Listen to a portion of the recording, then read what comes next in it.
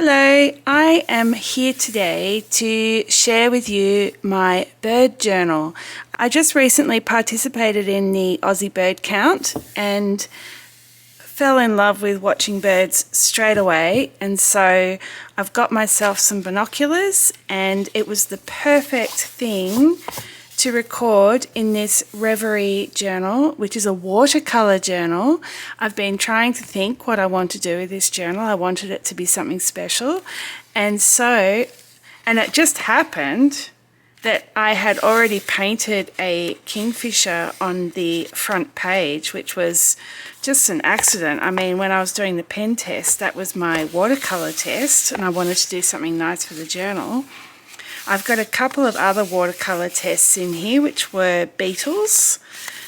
But yeah, it's now my bird journal. So what I do is I go out birding and take my binoculars, watch birds for an hour or two, and then keep a list just on my phone of the birds I see.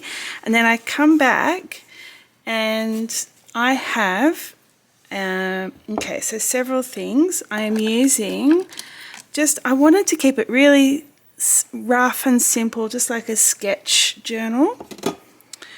So I have written with my Lamy pen, I can't remember which one it is, filled with, it's got a medium nib.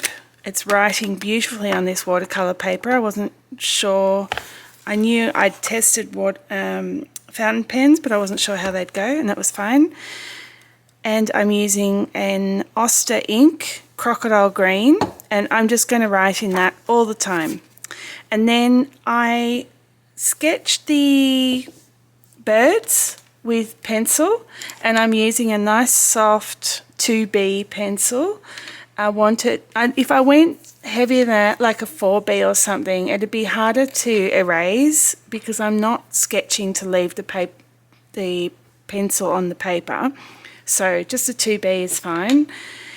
Sketching with that, and then I use this carbon ink it's carbon black from Platinum. The good thing about this brand and this particular ink, and specifically why I bought it, is that it's a waterproof fountain pen ink. Now, because it's waterproof, it also dries onto the pen and can block it. I haven't tested it in any of my proper fountain pens, but anyway, I'm being extra cautious by just using my dip pen, my Pilot Iro Utsushi dip pen, which is a medium nib, but it's pretty fine.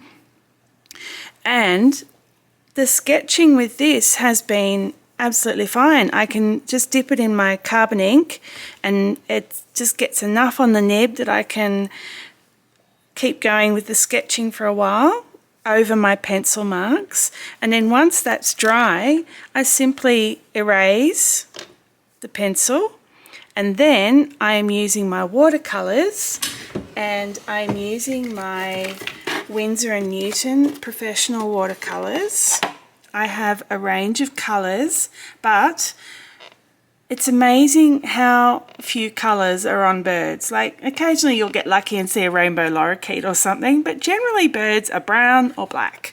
So I haven't used a huge range of colours doing these birds, mostly burnt sienna, ultramarine, a bit of Payne's grey, new gamboge, a bit of Aurelian, and a touch of permanent rose a couple of times, a bit of raw sienna. Really not using a lot of colours there. And I have a beautiful paintbrush that I'm using as well. And yeah, it's very sketchy. So what I mean by that is when I'm painting it, I'm not being very precise. This paper is, look, it's halfway between, it's not a cold press, it's more like a hot press, but I've seen hot press papers that are smoother than this, so there is a little bit of texture in it, and it's so beautiful to paint on. Like, my birds are turning out really well.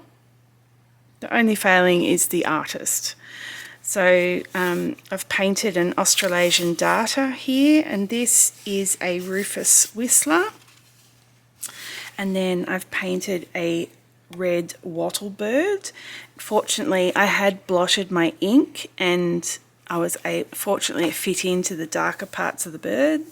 I have a whip bird, eastern whip bird, and then I have a butcher bird, and finally a yellow-tailed black cockatoo. And so, yeah, I'm just going to sketch one of the birds that I see each time I go out, and it's a day per page.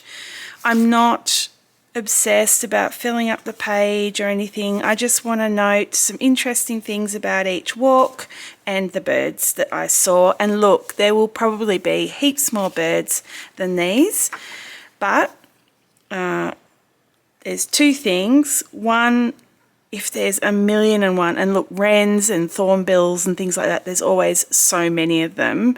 I can't sit there and count them all day. There's birds like around here, there's corellas and eastern rosellas, crimson rosellas, actually eastern rosellas as well, but crimson rosellas, magpies. There's birds that you just see all the time and you see a lot of. If you go anywhere near water, there's always Pacific ducks and wood ducks. I do sometimes write them down. Noisy miners are everywhere, Indian miners. So look, I'll probably not write them down all the time. And then I'm kind of also noting birds that I was really excited to see. And because I've only just started, there's quite often a bird that I haven't picked out before. There's a few that I've been a bit unsure of, and so I also note that I think I've identified them, but I could be wrong. So yeah, I am looking forward to this as a journal, and yeah, I hope it's inspired you. See ya.